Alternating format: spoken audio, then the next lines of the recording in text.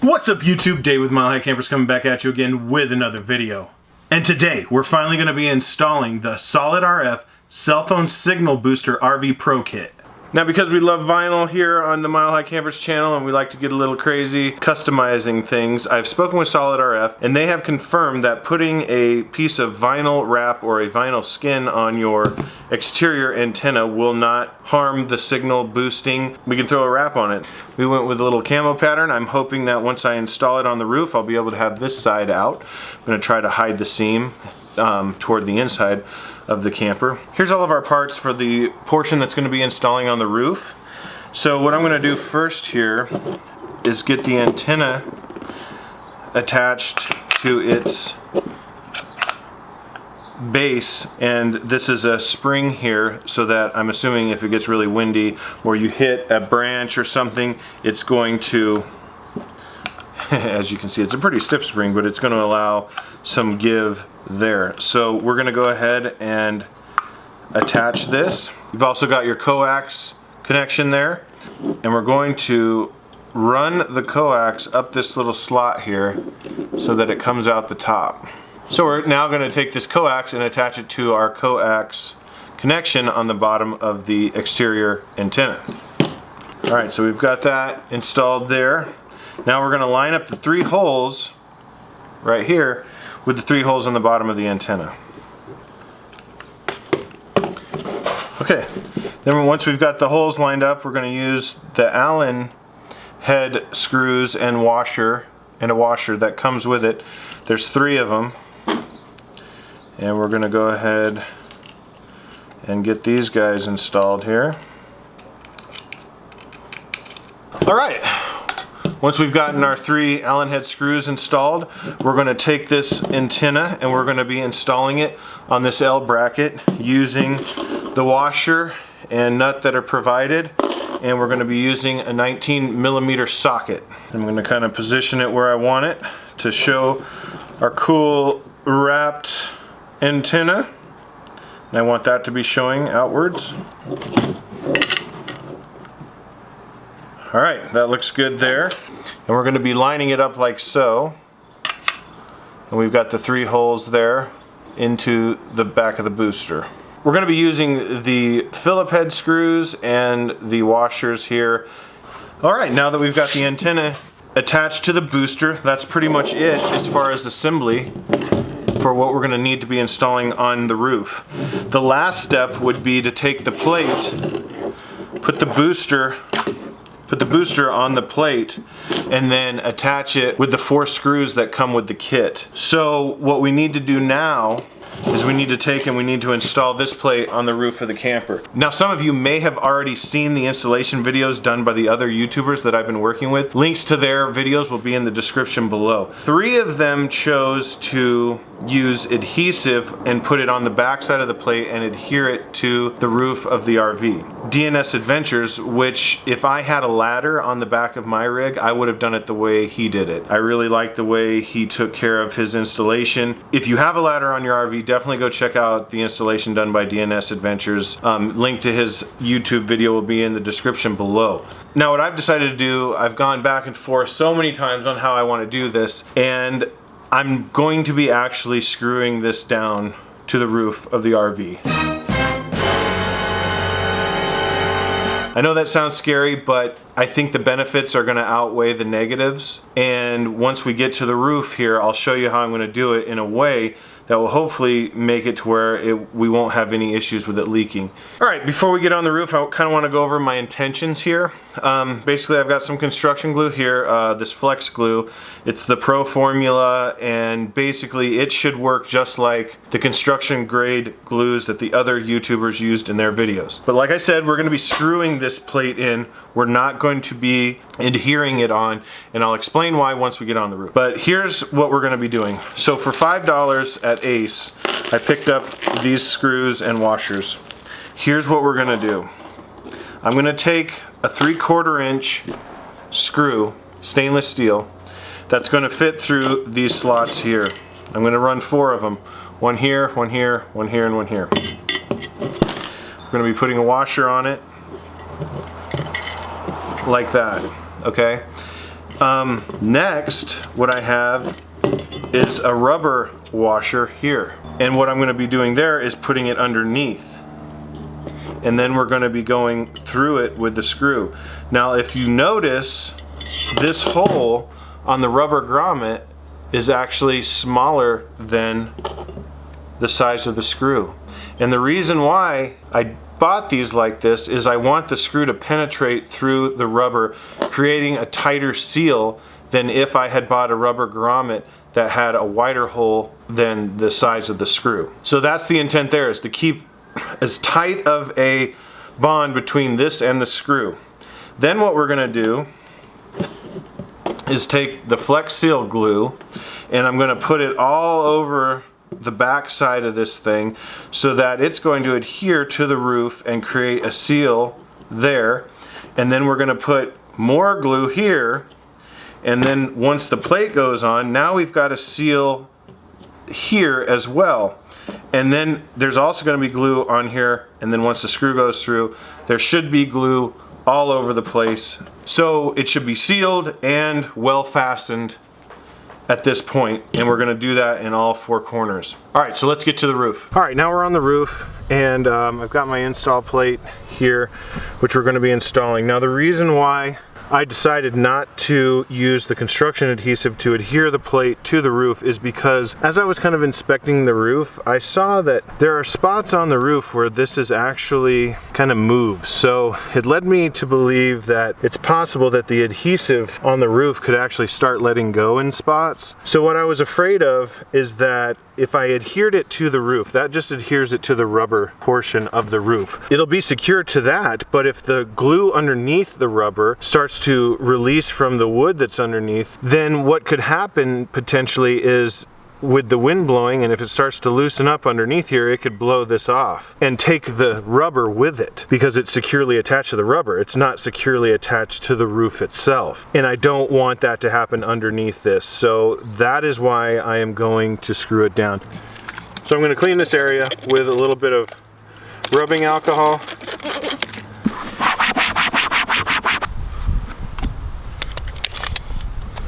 All right, we're going to go 6 inches in from the edge of the roof.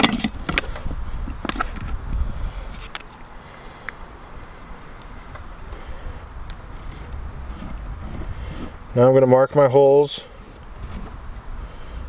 You can just line them up. That's nice. And then what I'm going to do is adhere these down with the Flex Seal, and then we'll put the plate on, and then we'll run the screws through the plate.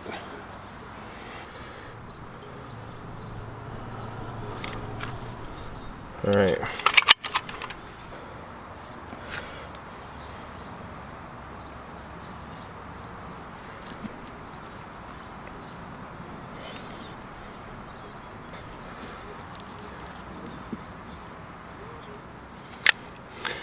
For when we put the plate down, and hopefully I'll be able to line it up.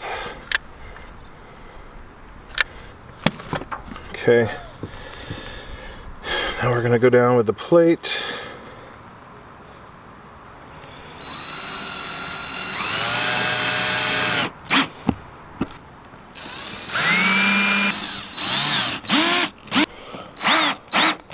Now that we've got everything sealed up, we've got the screws in, I think we're looking good. So the next step we're going to do is put the booster on, and we're going to take it and we're going to put it on top here, line up our holes, and then we're going to take the screws that are provided with some small, very small washers. Yeah, that thing feels solid. I think we're good to go. All right, we're down on the ground again, and this is the access for the fridge right here, this panel. And it's pretty simple to take out. All you got to do is twist these two little guys like this. And I give it a push up and pull down. And what I'm basically going to try to do is feed the wire so that it comes down here and pops out down around here, and I'll probably drill a hole into this cabinet over here so I can push the wire through. Alright, so we're on the roof now. So here's the exhaust vent, and this is directly above the outside access to the refrigerator. And as you can see, we've got 4 screws that we have to take out. And basically all we're going to do to get this panel off is we're going to take our screwdriver and we're going to pop out that silicone on all 4 corners, and then we're going to remove the screws. Once we've got all the screws removed, we can just simply take this panel off. Because I want to run the wire this direction when we get into the camper, I'm going to run it down this side. I'm just going to take these wire cutters. Okay, so we've got our hole. Now we'll fit the wire. So as I'm feeding it down, I'm trying to make sure that I stay to the left side.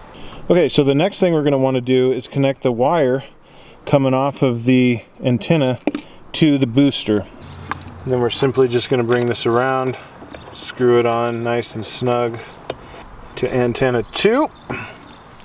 And then we'll screw our interior antenna to antenna 1. Get that nice and snug. Okay, lastly here, we're going to install these wire clips that were provided by SolidRF. I'm just going to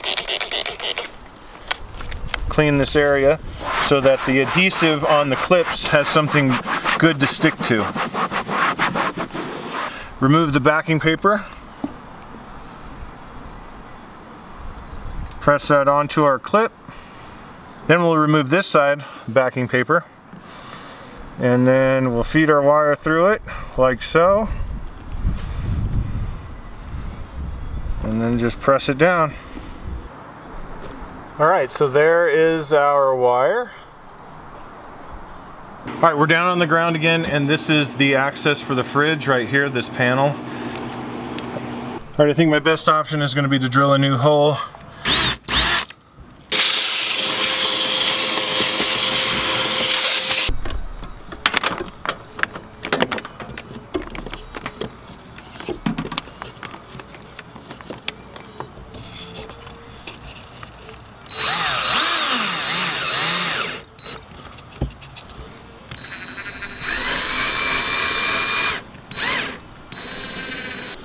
All right, so our wire goes up, and then we've got it kind of cinched down there, and then into the new hole.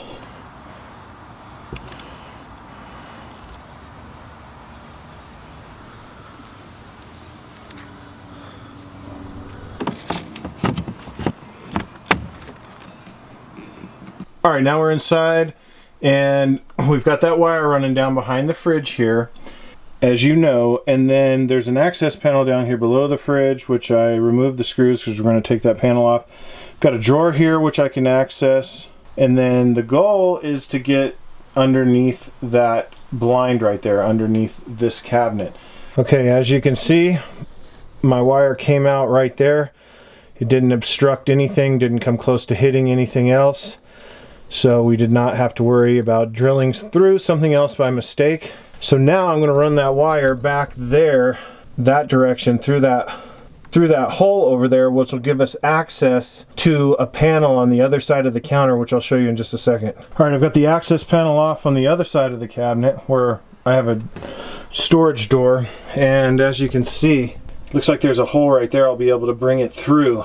Basically what I've done is the wire's coming out of that hole. I've got it to a mounting zip tie here, and then I've used one of the included wire holders, and then it's going to come out this access panel. All right, here's the access panel, and what I did, I drilled a 3/4 inch hole and installed this plastic grommet. So let me get this panel back on and I'll show you what else we did. All right, so now I got our cord running through our hole. All right, now I can take that wire and I can just simply hook it up to our booster. All right, so now if I'm done using the booster, or if I'm on a trip where I don't need to use the booster, I can simply push in my wire. And what I've done is I've installed a small rubber grommet on the end, so it's going to stop it right there. So now I don't have wires hanging all over the place, and I can just simply pull it out when I'm ready to use, or tuck it away when I'm not using it. And the rubber grommet keeps it from going inside our plastic grommet. Okay, something I want to talk about now is location, location, location. I really kind of struggled with the location on where I wanted to install the booster because there's several different things you have to think about. And one of the things is being you need to have the interior antenna directly below where you install your exterior antenna. You also need to have this close to an electrical outlet. The other thing you have to think about is that, okay, so the way SolidRF explains it is the interior antenna needs to be approximately 4 feet below your exterior antenna. And as you come down, you have a 1.5 foot radius of play. So the closer you get to your exterior antenna, the more it has to be directly underneath. As you get lower, 4 feet and lower, you're going to have a 1.5 foot worth of play in all directions. So you kind of have to fine tune this thing when you use it. And that, in my opinion, is the tricky part, because I placed it in several different areas, and finally I decided, you know what? I'm going to put it here. And the reason why is because I can have the booster located here at cabinet height. If I need to, I can put it below in that access door that I showed you earlier, or I can put it in the cabinet above, which is directly below the exterior antenna. Now, if you guys have been watching some of the other YouTubers and their installation videos, then you know that Bridgeview Adventures actually installed their interior antenna in a cabinet up high like this. They were getting better boost signal there. So I wanted to make sure that I had the versatility to be able to move this around if I needed to. I can easily move it up into the cabinet, and my cord will be long enough. I can easily move it below, and if I have to, I can run an extension cord. Now, if you notice, I also chose this spot because I'm close to the door. And here's why. I wanted to be able to take the secondary antenna if I wanted to, and I wanted to be able to create a space outside in case we were sitting outside and wanted to have cell phone service outside if for some reason we didn't have service. Not only can I extend it with this cable, but the kit also comes with an extension cable, so I could take this really far out the door, like out to a picnic table or something like that, or just a place where everybody's gathered outside and everybody wants to use their cell phone. So I viewed it as a way to create a second signal point outside. Now, I have not tested this outside yet. We'll see how it works. I'll be sure to let you know when I do the performance video, which will be coming several months down the road as I test this booster in different places. Also, side note, I was speaking with the guys at SolidRF, and they actually told me that in some cases they were getting better signal boost out of the secondary antenna. So that's something to keep in mind, that if you're not getting great signal boost at your main antenna, plug in the secondary antenna and give that a try and see what you get. According to SolidRF, you want your secondary antenna to be at least 12 feet or more away from your main interior antenna. They say that the boost signal will get better the further away it is. So I can't wait to try this thing outside, so be sure to stay tuned for those performance videos. Alright, so once you get to this point, you got everything installed, everything's working good. The next step you got to take is SolidRF does recommend that you register these with your cell phone provider. They give the websites for each provider for you in the kit, so check that out. Whew! Alright guys, well that wraps up our video on how to install the SolidRF cell phone signal booster RV Pro kit. I know this video was a little lengthy, but I really wanted to capture all of the steps that I took when installing this booster. Be sure to check out the description. There's a lot of extra information in the description along with links to all the products we use today. And be sure to smash that subscribe button and hit the notification bell and hit that like button if this video helped you out. Alright, well we'll catch you in the next video. Peace!